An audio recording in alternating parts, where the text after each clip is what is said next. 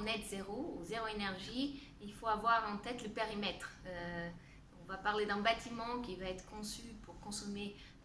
très peu d'énergie et le restant qui va consommer pourra être produit sur place ou à proximité. Donc, il faut penser à l'exploitation, au fonctionnement, mais de plus en plus, si on prend l'ensemble du cycle de vie du bâtiment, on va penser aux opérations, mais aussi à l'énergie grise, à l'énergie embarquée dans les matériaux utilisés. Donc il est important de concevoir des bâtiments zéro énergie qui ont cette approche globale, qui considère l'énergie des matériaux, l'énergie grise, l'énergie de fonctionnement du bâtiment et qui va chercher donc les meilleures solutions pour que cette énergie devienne de plus en plus net zero, donc comme consommation globale. Il faut savoir que tous les bâtiments ne pourront pas certainement être net zero, zéro énergie, et qui donc était important de penser à des synergies en termes de ressources entre bâtiments, de manière à ce qu'on puisse penser à des optimisations de besoins, des solutions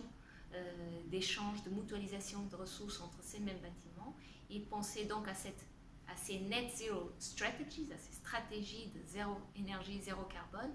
à l'échelle, au périmètre d'un bâtiment, mais aussi de manière stratégique au périmètre limité par un quartier, une ville, penser les deux ensemble.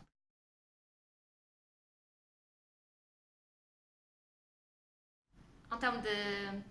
d'économie circulaire, il est très important aussi de concevoir des bâtiments qui peuvent évoluer dans le temps, qui sont flexibles, adaptables, de manière à ce qu'on puisse les concevoir pour avoir un certain usage, mais qui peut se transformer, évoluer plus tard, et qui va donc permettre cette mutualisation d'espace, cette évolutivité dans le temps, ce qui apporte aussi une plus longue durée de vie en termes d'utilisation à ces espaces, qui peuvent évoluer avec les usagers qui viennent les occuper, mais aussi à intégrer des stratégies d'intensification d'usage, et ce, par cette flexibilité des espaces, des installations, de sa transformabilité, mais aussi par le digital, où une stratégie orientée service va permettre une autre flexibilité, une autre valeur du mètre carré, par la manière dont l'espace peut être, ou l'usage peut être envisagé, les fonctionnalités qui sont possibles dans ces mêmes espaces. Donc cette intensification de l'utilisation, cette économie de la fonctionnalité fait partie aussi des stratégies d'économie circulaire qui doivent être intégrées dès la phase conception des différents bâtiments.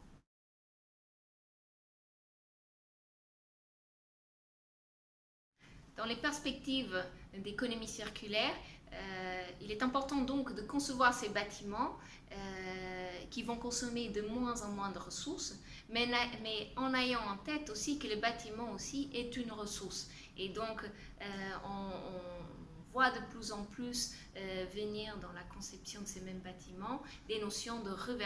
réversibilité, de démontabilité, de déconstruction sélective, de manière à ce qu'on puisse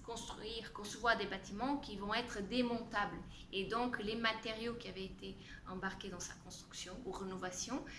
peuvent être de nouvelles ressources en fin de vie qui vont être réintégrées dans la chaîne. Donc les bâtiments et ses propres matériaux ne sont pas que des déchets, ils sont à la fin, ils sont aussi des éléments, des ressources qui peuvent être utilisées par d'autres bâtiments. Et là aussi, le digital joue un rôle important avec les maquettes numériques qui répertorient l'ensemble des matériaux et ses caractéristiques, de manière à ce qu'on puisse de plus en plus avoir le potentiel de réutilisation et ce qui existe dans le marché disponible pour pouvoir réintégrer dans nos propres bâtiments, dans nos propres rénovations. Et il est important de favoriser cette information de manière à ce qu'on conçoive des bâtiments qui ont un fonctionnement de plus en plus efficace, de moins en moins impactant, pas seulement par l'énergie consommée lors de ces opérations, mais aussi par l'ensemble des matériaux et éléments qui sont intégrés, qui viennent s'embarquer dans ce bâtiment.